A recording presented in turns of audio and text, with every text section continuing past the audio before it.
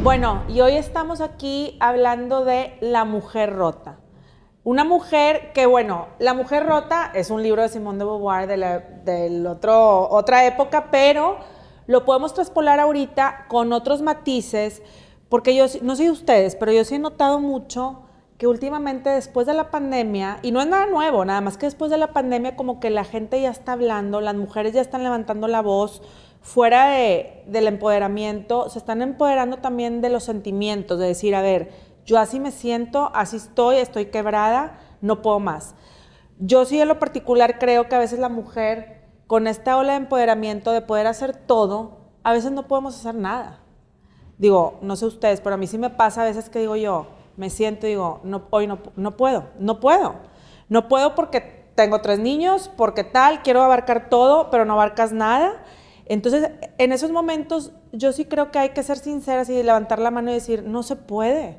No se puede porque, como Jacinda Ardern, la exministra de Nueva Zelanda, que levantó la mano y dijo, ya no puedo. No porque no era capaz, es buenísima, las estrategias que hizo en el COVID fue la mejor de todo el mundo, pero levantó la mano y a decir, estoy a tiempo porque tengo unos hijos que me necesitan y no puedo ser primera ministra al mismo tiempo que mis hijos. Entonces, y aunado a eso, lo del medicamento, tropicalizándolo en México, el medicamento, por ejemplo, en un 2015, 90% del medicamento para la salud mental se repartía, ahora son un 60%, bajó 30%. Y tenemos un López-Gatell diciendo, no pasa nada, nada más bajó. En lo público fue donde se bajó, en lo privado no. Pues en lo público es donde más se necesita. ¿Por qué? Porque es gente de bajos recursos que no tiene para comprar este tipo de medicamentos. Entonces, ¿qué opinan de esto, Sofía? Tú que estás muy cercana también a las mujeres, ¿qué opinas de esto? Después hablamos de los recursos que tienen las mujeres para salir adelante, exacto, pero me gustaría hablar sobre esta cuestión de los medicamentos. Lo mismo pasó con los medicamentos contra el cáncer. Empieza por lo público y al rato alcanza a lo privado. ¿Por qué? Porque se empiezan a llevar medicamentos de lo privado a lo público. Al rato ya no hay quien los tenga ni en lo privado. Pero además no es justo que haya en lo privado y no en lo público. Y claro, ¿qué es esto de un secretario o subsecretario de salud que diga, bueno, solo en lo público y así está bien? La verdad me parece una mentalidad miserable, miserable. Las mujeres, esto es para la población en general, las mujeres en particular sufren una desatención porque empieza desde, otra vez volvemos creo que lo hemos hablado todos los días, calladitas más bonitas, pues calladitas también más loquitas, ¿no? Esto de no lo hables, no digas, no te quejes, aguanta, la abnegación, es una especie de locura, ya, ahí inducida. Con eso es abnegación, ¿no? Creo que las mujeres más saludables son las que reconocen que necesitan hablar, que necesitan salir del entorno de la casa, juntarse con otros y darse cuenta que no están solas. Y yo en particular me reúno muchísimo con muchísimas mujeres que leen. Y de verdad que yo sí creo que yo he salvado la cordura a través de mi lectura. Pero creo que además todas estas mujeres que leen y se juntan a discutir el libro, un libro que las puede llevar a discutir temas profundísimos, sueltan ahí tanto que de verdad regresan renovadas y más sanas. Pero eso es como terapia. Sí, porque yo pienso que los medicamentos son necesarios, pero ojalá lo atendamos antes del medicamento, ¿no? O sea, claro, se atienda antes del medicamento y hay recursos. En mis novelas siempre trato de darle recursos a las mujeres. A ver, ¿cómo? En El murmullo de las abejas, Beatriz necesita coser. O sea, el trácata, los que han leído mi novela, es su sistema exactamente, ahí echa todo y sale de su... Sí. Y eso que yo nunca aprendí a coser, mi mamá trató de enseñarme y no, pero dije, cada quien tiene su su área propia, ¿no? La mía es la lectura, pero la de Beatriz era la costura, ¿no? Y siempre trato de darles algún tipo de recursos para tratar de ser saludables de la mente. Pero sé que no todo el mundo tiene esos recursos. Tú, Indira, ¿cuál es tu sistema de ventilación? Bueno, primero empezar que la salud mental debe ser canasta básica en este país, no lo es. Exacto. No hay un derecho constitucional como tal, pero sí hay una gran necesidad a partir de ver todas estas problemas que al final terminan afectando nuestras emociones. A mí cotidianamente me preguntan qué es lo que yo les aconsejaría a las personas que quieren involucrarse en política o participan en política. Y yo siempre digo algo que nada tiene que ver con la política, que es el cuidado de lo interior. Es la mente, el corazón, las emociones. Una gerencia adecuada de las emociones te permite resistir cualquier ambiente. Entonces, cuando en la canasta básica no está la salud mental, porque en el presupuesto no hay compromisos para que tengamos una sociedad que esté vigilando sus emociones, pues obviamente que esto es un desastre y termina afectando la vida privada de cada persona. En pandemia, las mujeres fuimos las más afectadas precisamente por lo que decías, Marce, porque somos las cuidadoras. Entonces, por cultura, a nosotras nos toca, incluso de forma inconsciente, estar pensando en cómo resolver los problemas de lo profesional y de la vida personal. Y por eso tenemos estos quiebres que terminan, si bien nos va, es decir, si hay dinero para pagarlo, que terminan en el consultorio de un psicólogo o una psicóloga. Pero normalmente para la mayoría de la población esto no es así. Entonces, esas herramientas sí tienen que llegar a partir de decisiones de la vida pública que ahora mismo no están, pero por otra parte sí debemos hacernos más conscientes como sociedad de que esto debe ser una prioridad y que aunque no se tenga ese recurso o ese acceso, podemos tener otro tipo de herramientas. ¿Por qué? Porque la persona que está siendo afectada por sus propias emociones, naturalmente es difícil que lo diga en un país donde normalmente si tiene ciertas conductas es sinónimo de locura. Y a nosotras, que el machismo nos dice locas de forma inmediata, pues claro que nos va a dar vergüenza decir que tenemos algún tipo de conducta, porque somos las locas, somos las histéricas, las exageradas, las dramáticas, las que no podemos encajar y no entendemos las cosas porque tenemos una minusvalía mental frente a los problemas. Entonces es muy importante que una sociedad que arropa a las mujeres pueda ser una sociedad que ayuda. Yo les comento rápidamente que en la pandemia tuve la oportunidad de acompañar diferentes casos de mujeres en situaciones muy, muy complicadas de su salud mental, y de lo que me di cuenta es ninguna de ellas te va a decir por vergüenza qué es lo que pasa, pero si tú estás observando y detectas esas banderitas rojas, pues seguramente también eso va a impactar para que las personas tomen decisiones. Entonces es complicado porque en lo público y en lo privado todavía tenemos ausencias de qué es lo que significa la salud mental, pero yo sí pienso que las nuevas generaciones son las que hoy demandan que sea parte de la canasta básica de este país. Lore. Y la disposición también de medicamentos para, entre comillas, tratar la salud mental también es algo que deberíamos estar abordando, porque yo creo que estamos, como en muchos otros temas en México, polarizados. Y tienes de un lado a las personas que sí están pudiendo hacer algo por su salud mental, que van a terapia, que hacen ejercicios de meditación, de respiración, y por otro lado tienes a la gente que ha decidido suprimir sus emociones y sus problemas medicándose todos los días. Porque, o en algún tipo de adicción también. Sí, generándose un tipo de adicción y con estos medicamentos que en teoría son controlados, pero cada vez están más descontrolados, ¿no?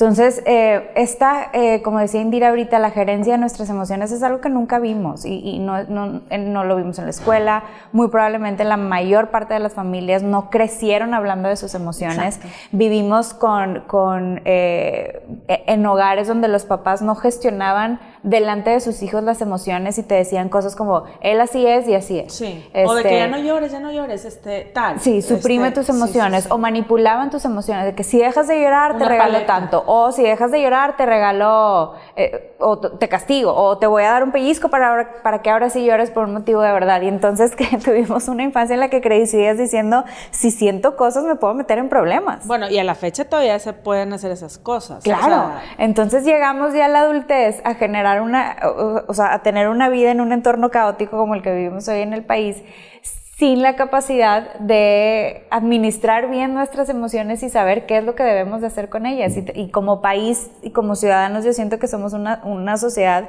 que a todo reaccionamos.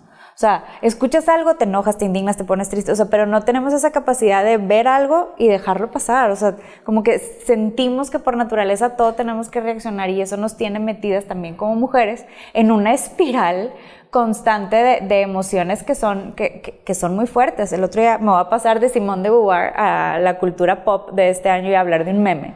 Pero vi un meme compartido muchísimas veces y me llamó mucho la atención porque era la imagen de una mujer y decía, estaba llorando esa mujer y decía, sí puedo con todo, nada más voy a llorar un rato y ahorita regreso a hacer todo lo que tengo que hacer. No, y entonces te da risa porque es verdad, sí, porque verdad. Así te la vives tratando de hacer todo, como lo decíamos ahorita, dividirte en 20 facetas y tratar de administrar lo que tienes en cuanto a herramientas emocionales, herramientas de tiempo, a logística, apoyo, a hijos, carrera, todo, y tratar de, pues, sobrevivir.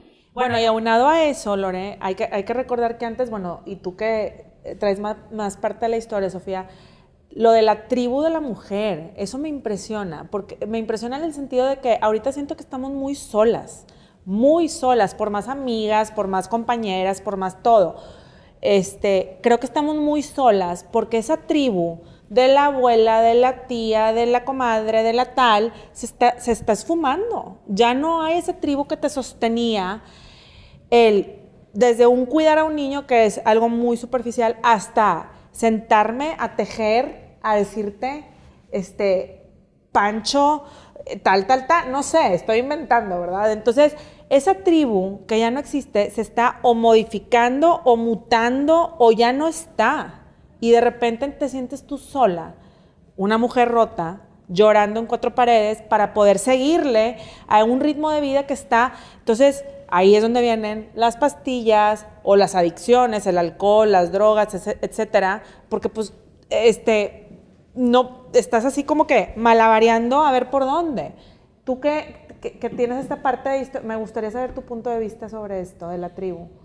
Pues yo creo que sí, o sea, estamos muy acostumbradas a la abuela sostiene a la madre, a la nieta, a la bisnieta, sí. Saber que tenemos esto, pero de todas maneras creo que siempre hemos vivido aquí, hay de enfermedades mentales a enfermedades mentales, ¿verdad? Claro. Hay unas que, estoy muy presionada y necesito ayuda, sí. Y luego hay otras de que son un imbalance químico u hormonal o lo que sea, ¿no? Simplemente vivimos en un país que siempre ha visto esto como a nivel superstición. O sea, tipo brujería un poco, ¿no?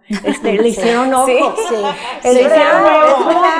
Y no le habla Satán. Sí. Alguien.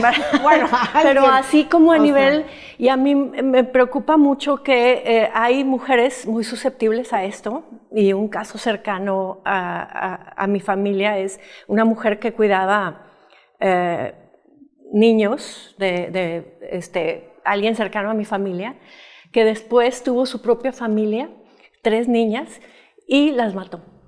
¿A las 3? A las 3. Y ella no pudo matarse y está en la cárcel el resto de la vida. Ahora, sabemos de muchas madres que luego van y matan a sus hijos, por ejemplo. Y esa es una salud mental que a mí me preocupa mucho, porque esta mujer hubiera merecido que se le atendiera psiquiátricamente. O sea, ¿qué pasó? No era una mujer mala, era una mujer muy buena, la conocíamos. ¿Qué pasó? Algo hubo ahí. se desbalanceó algo al tener a su tercer bebé, el famoso baby blue, que suena, ay, tan lindo y tan tierno. Pero de verdad que empezando por ahí, el ser madre trae un riesgo, el baby blue. Hay unas que lloran tantito. Pero hay otras, mi papá es ginecólogo y le tocó hacer su residencia en un hospital público en Washington, D.C., y le tocó ver a una mujer recién parida, amenazando aventar a su bebé así al montón de gente que estaba tratando de cachar. Por el baby blue, ¿no? Y entonces dices, ¿quién atiende a esas mujeres? Si la vemos nada más a partir de, ay, se volvió loca y no es de que vete guárdenla en su, ay, está llorando. Sí. Ay, o sea, la mujer sí necesita más atención y, por ejemplo, estos casos de esta mujer, por ejemplo, dices, estoy segura de que sigue en la cárcel cuando a lo mejor sigue oyendo sus voces, ¿verdad? Porque ¿quién le habló? No, es que esto sucede, es universal, no es mexicano. No es mexicano. La gente oye también voces que les dicen cosas. No tenemos una estructura de atención a todos los temas, ni siquiera psiquiátricos, que antes era lo que se hablaba y ahora de salud mental menos. Acá en Nuevo León hemos hecho varias iniciativas para tratar de atender la salud mental, pero siempre te quedas en un nivel como por encimita. Hay 3 hospitales psiquiátricos en Nuevo León. Sí, para 5 millones de personas. Y uno del estado quedó como vacío. Hicieron un hospital nuevo y no lo han. No me acuerdo. No, y luego qué estrategias aplican adentro, o sea, también en realidad no se quedan en el hospital. Sí. Y luego tratas de que beneficencia pública, pero lo que digo también es que puede existir el hospital, pero luego por dentro la estrategia para mitigar a cada mujer pues es diferente, ¿verdad?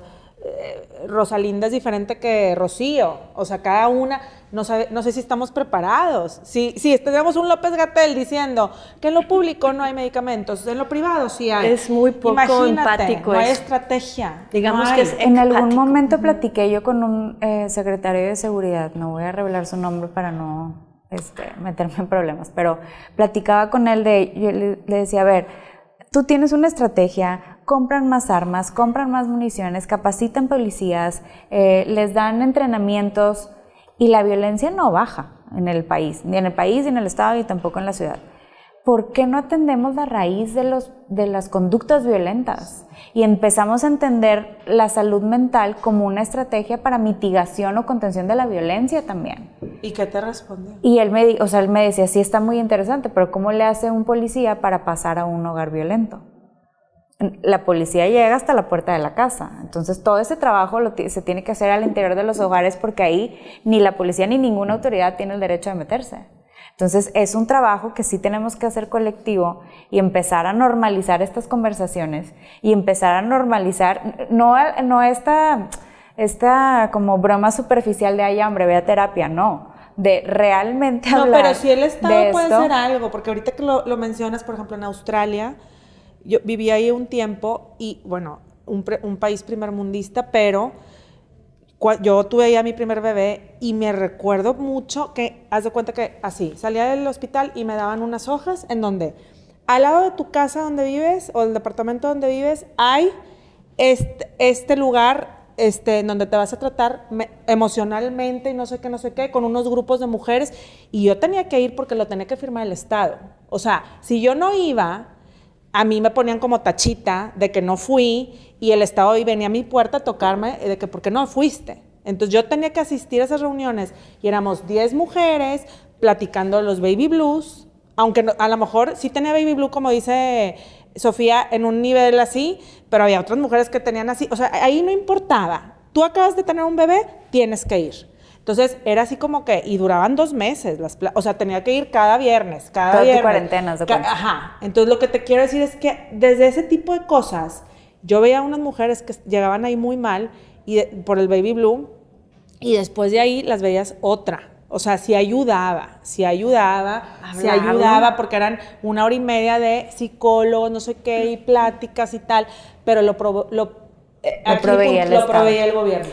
Sí, acá yo me sorprendo. Aquí estamos peor cada vez. Este gobierno, además, hace menos de un año anunció que iba a prohibir la atención psiquiátrica.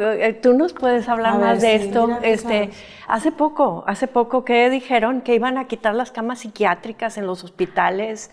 De verdad, ahorita estamos en problemas aquí. Sí, estamos en problemas. Peor que nunca. El gobierno federal ha desmantelado cuanta institución se le ocurre. Eso sí me queda claro.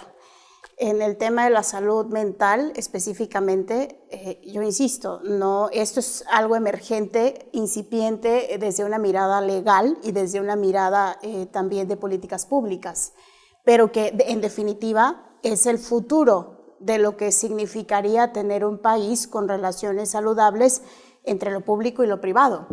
Es decir, si en el presupuesto está el compromiso, que es decir, a dónde se destina el dinero, eso quiere decir cuáles son las prioridades de un gobierno.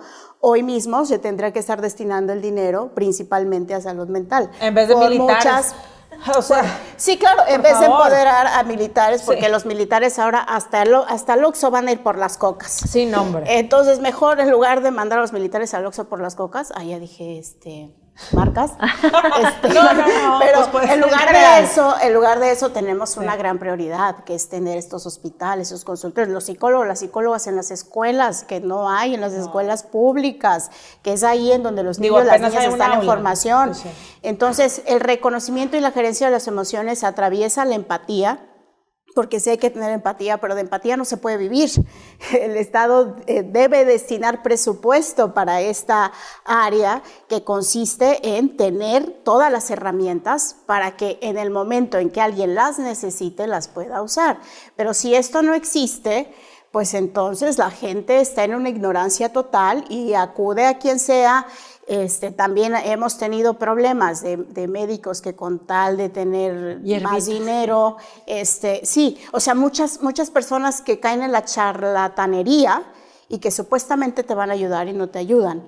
Entonces, esto sí debe de tener una perspectiva totalmente de prioridad del Estado. Por eso digo, la salud mental como canasta básica. Usted compra o tiene derecho a que el frijol, el aceite, el azúcar. Bueno, pues también a una consulta psicológica. Sí, eso está muy bueno, ¿no? muy bueno. Como parte de su canasta básica y derechos constitucionales. Para ¿Saben que entre Tamaulipas y Nuevo León hay el triple de camas de atención psiquiátrica creadas por la iniciativa privada?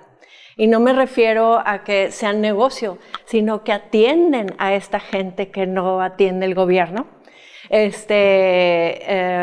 Y resulta que además, este gobierno además ha hecho muy difícil que la sociedad civil haga este tipo de apoyos, porque ha quitado las deducciones de impuestos. Toda esta cuestión ha hecho más difícil que estas instituciones de beneficencia pública reciban recursos de la sociedad civil. O sea, entonces, no ayuda y no deja ayudar. O sea, estamos en un problema muy serio esto, mujeres y hombres, ¿verdad? Pero ya lo hicimos así como más amplio el tema. No, pero sí. Todo lo que dicen es cierto. Aquí estamos en la lona y sin empatía. Nos quedamos con eso.